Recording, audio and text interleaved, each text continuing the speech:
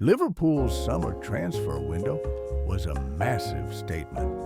The club dropped over 200 million euros on two elite forwards, Alexander Isak and Hugo Ekitike. But wait, they seem a little bit similar, don't they? It left everyone asking the same thing. Why did Liverpool spend 200 million on two identical strikers? Welcome to the Tactical Lounge. Let's break it down. First, let's look at the evidence for this clone theory, because you can see why people are asking the question. Physically, they're almost mirror images. Both stand over 1 meter 90, but they aren't the bruising physical number 9s we often see in the Premier League. Instead, they have slender frames and a deceptively fast, almost languid running style. They play the game with technical grace, not just brute force. Now, let's look at their heat maps. It's uncanny. They operate in almost the same spaces, favoring the central and left half spaces to get involved in the play. Tactically, they're both what we'd call a modern deep-lying forward. They drop deep to link up, pulling defenders and creating space. We saw Isak do it constantly at Newcastle to pull defenders out of position, and Ekitike did the exact same thing at Frankfurt. But here's the twist. They aren't clones. They are specialists, each bought to solve a very different, very specific problem. Let's start with Alexander Isak, the elite finisher. Isak is the solution to Liverpool's historical problem of wasted chances. He is the guaranteed goal scorer, the predator.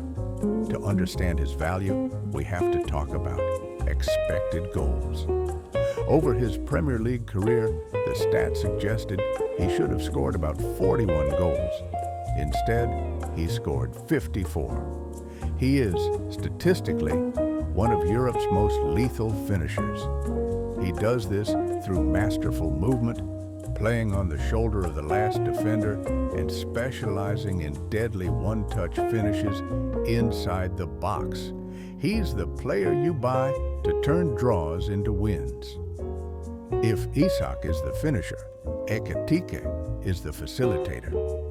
His game is defined by what the analysts call phase influence, his contribution to the entire attacking move. The data shows he creates over 4 chances a game and has a significantly higher pass completion rate than Isak.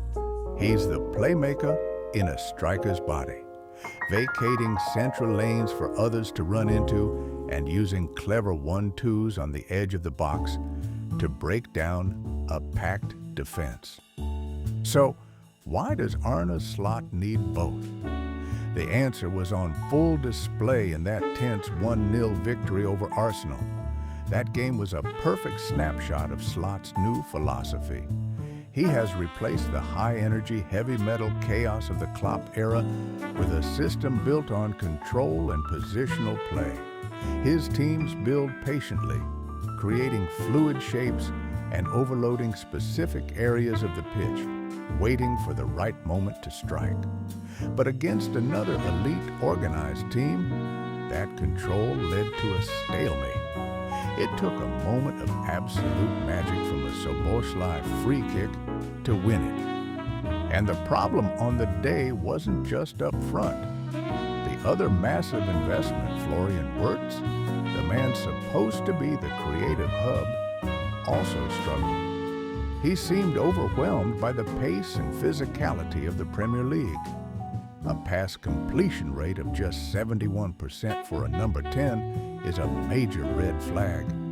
He was losing duels and struggling to find space. This exposed the real issue. It's a 3-man problem. How do you integrate 2 new strikers and a new number 10 who is still adapting, all at the same time? So, how does Slot solve this puzzle? Let's explore the tactical blueprints. First, the 4-2-3-1, the safe bet. Isak leads the line as the finisher. This formation is built to get the best out of Wirtz, placing him in his natural number 10 role. It gives Wirtz a clear focal point and runners around him. But the cost is immense pressure on Wirtz to adapt quickly, and it leaves a €100 million talent like Ekitike on the bench.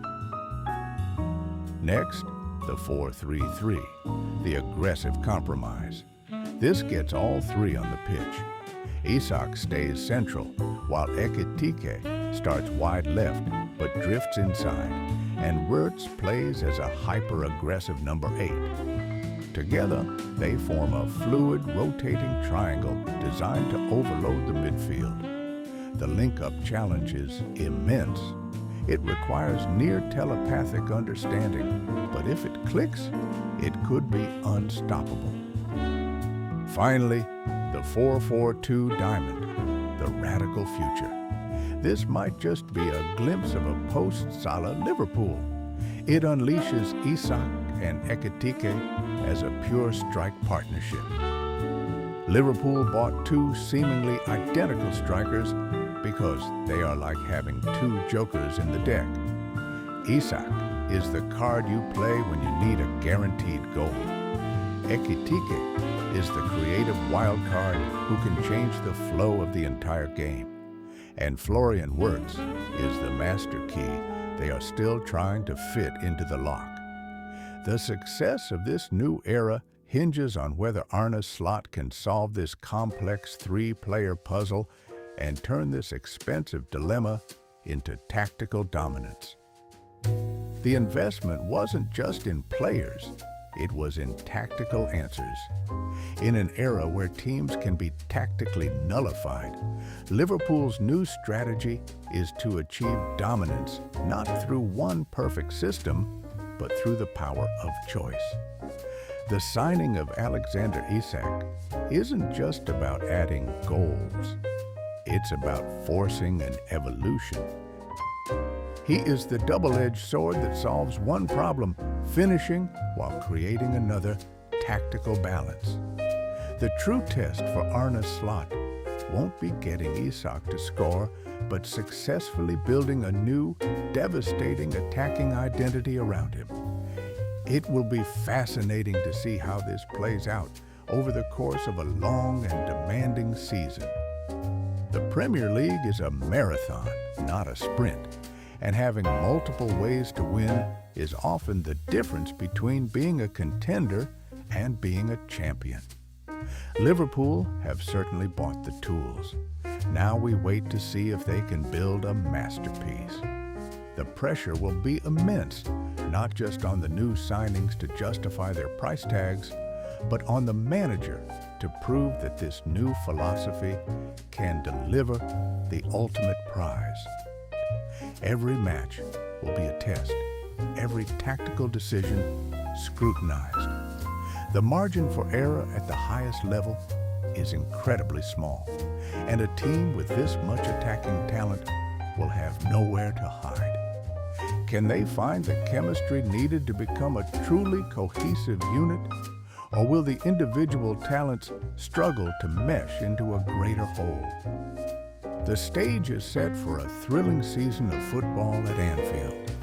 And with that, our session in the Tactical Lounge comes to a close. See you next time.